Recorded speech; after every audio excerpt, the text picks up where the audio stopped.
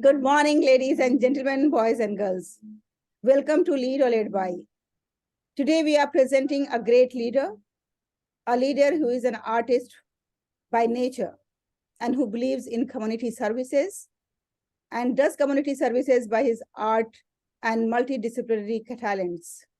Today we have Jireh Koh, who is an artist, art educator, multidisciplinary artist, musician, and exhibition performance.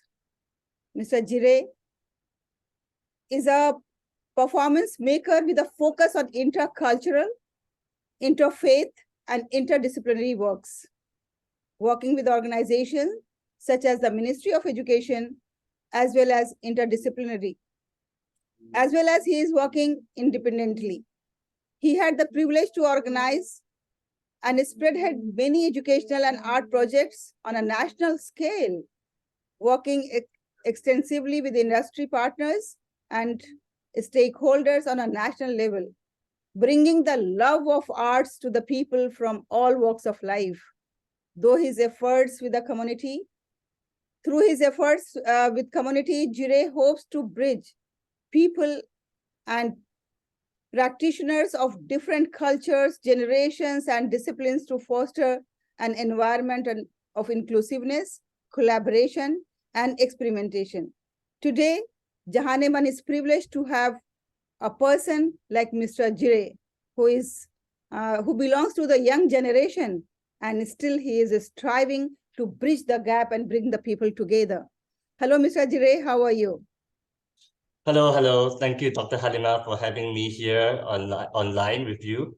I'm so honored to speak to you, to get to know you, and to get to know all of you over here listening to us. Thank you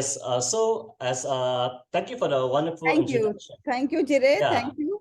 And, first of all, your introduction is so interesting that viewers must be very eager to know about your journey and who has inspired you to take up this type of mission in your life.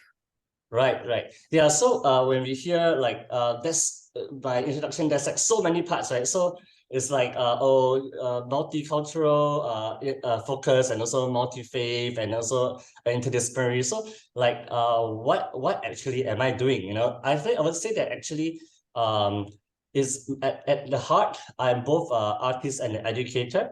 But why do I actually choose like artists to do art? And why arts in general with the S, okay? And also why do I choose to educate? I grew up in a multicultural society. So I grew up in Singapore. Like we are very blessed here to have like so many people from different walks of life. You know, people from other countries also come to join us.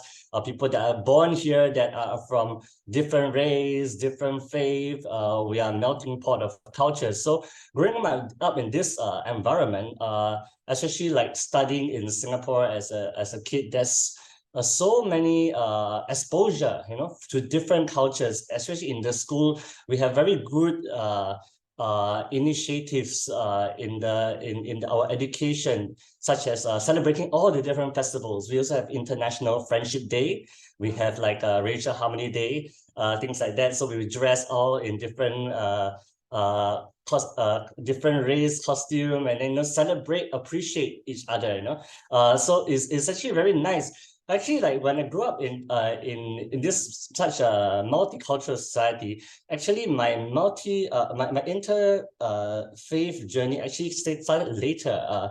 Intercultural journey started later because my family was actually very traditional. We actually kept quite to our tradition.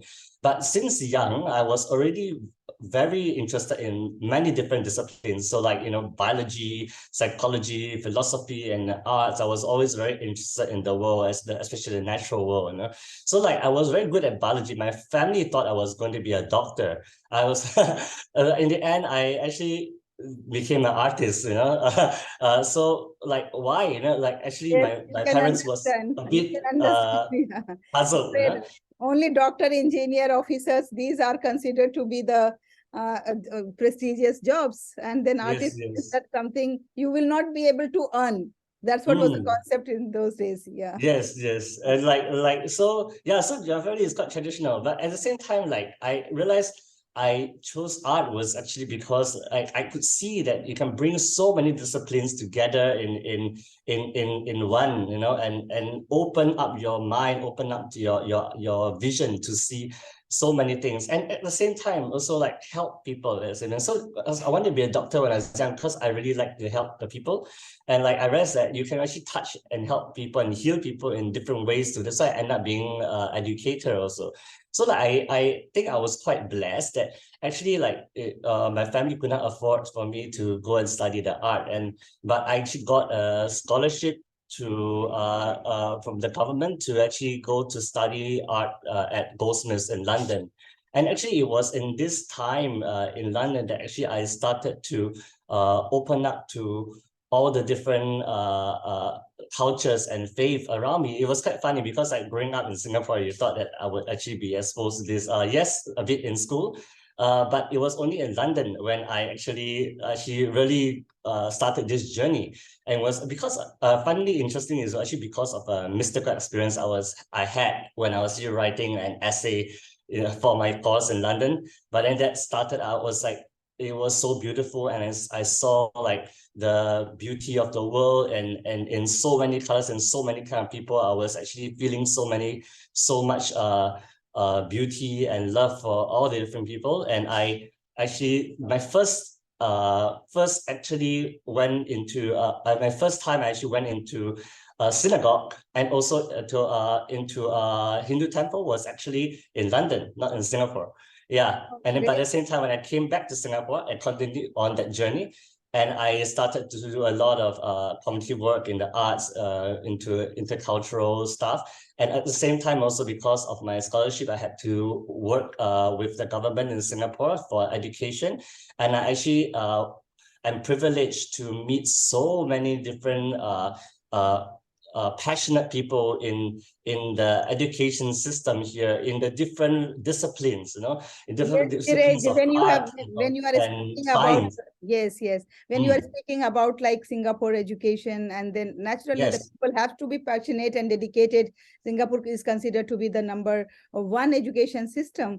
I think for the viewers, if you can just bring a few things into light that how Singapore education is considered to be the number one education system.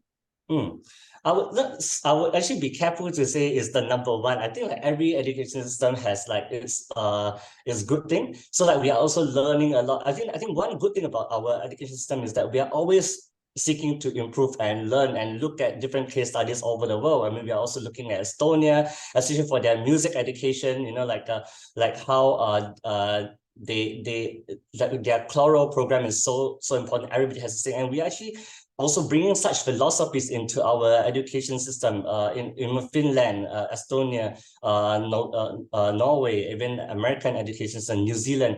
So all these are actually all very strong education systems. And in Singapore, like we also have a strong emphasis on not just the sciences but also the arts. I mean, that's why like sometimes unofficially, like I would joke, I say that, you know, it's not called STEM, it's called STEAM. Because we have the art inside Steam, so then you have the Steam engine. You know, then you start, we will start to progress very well because we need the philosophical and the kind of art, aesthetical, philosophical kind of sensitivity and ethical sensitivity when we teach our children to be leaders in the future, so that even we have all this technology we can use in a wiser way. So like Singapore education, there is an emphasis on holistic development, especially like through the arts, through the sports also, and in many areas like this. So I think that is one good thing. Yeah, Also, thank you very much. one more thing is that, like I mentioned before, that we are also very multicultural as a country. So in our school, we actually already get to meet so many different kinds of people from different race and cultures. Yes, that's the beauty of any successful nation or successful human being or successful organization, that when you are open up and your horizon is widened and you are ready to accept the best practices from any sphere of the world. That's really the beauty of any successful nation. Thank you very much for sharing. Now coming to the award that you have received, Outstanding Global Leadership Award. So first of all, congratulations for that. Thank you. Secondly, you are a leader, a young leader. I can say you are the youngest among the recipient of this award. What do you think that makes a leader really a true leader? What all values or what all quality is needed to be a great leader? Okay, so when we think of leaders, we think of like people that inspire us. You know, people we want to follow people, such people, and why I was thinking like why we follow such people. So when my friends ask me, Jai, how can you do so many things? You know, like so many disciplines, so many art forms. On your work outside, you also do your community work. Like, how do you get the energy? How do you? It's very inspiring. How do you do that? And at first I joke, you know, I say, oh, it's passion, you know, like, and to a certain extent, yes, you know, it's passion that keeps me going. And people follow people with passion. They follow people with vision. They follow people with enthusiasm and with a good energy, right? But when I went home and actually like, I thank my friend for asking me this question, because when I went home and I went to reflect on this question, I was like, yes, on top of passion, there's something deeper. And for me, I think that's actually beyond passion is compassion, you know, because I was looking at why I care so much for all these things. Where does this energy come from that I actually care to do about such things? And so why do I do the things that I do? Why do I do the things for the people that I care for? So like this compassion is because is an element of care there, right? So I think we all care about something. Everybody in the world care about something, our family, you know, our friends, so I guess it's like this care, you know, that this joy that is sparked when I do something that I care for, or for people that I care for, that keeps me going. And I think that we do not need more leaders in the world. I mean, in history, look at history, like we have so many leaders, and and the world has not still is still not at peace yet, you know, it's still not in a very good state yet. But I think we will need more compassionate leaders. You know? So like, I feel a leader is not just a visionary, but also like a servant to the people. We care for certain things with our time. Words. Yes, such beautiful words. The leader is not only a visionary, but has compassion, has passion, has service mindset to reach out to the people, not only command the people, but be with the people, and then make them consider or make them understand that they are the part of the whole vision. That's really yes. This is so important, because like there's so much exploitation happening now in, you know, different economies, different communities. So as leaders, like I would need to always be self-aware and check myself. How do we not end up exploiting the communities that we represent or work with, or even the environment, you know, the environment around the natural world.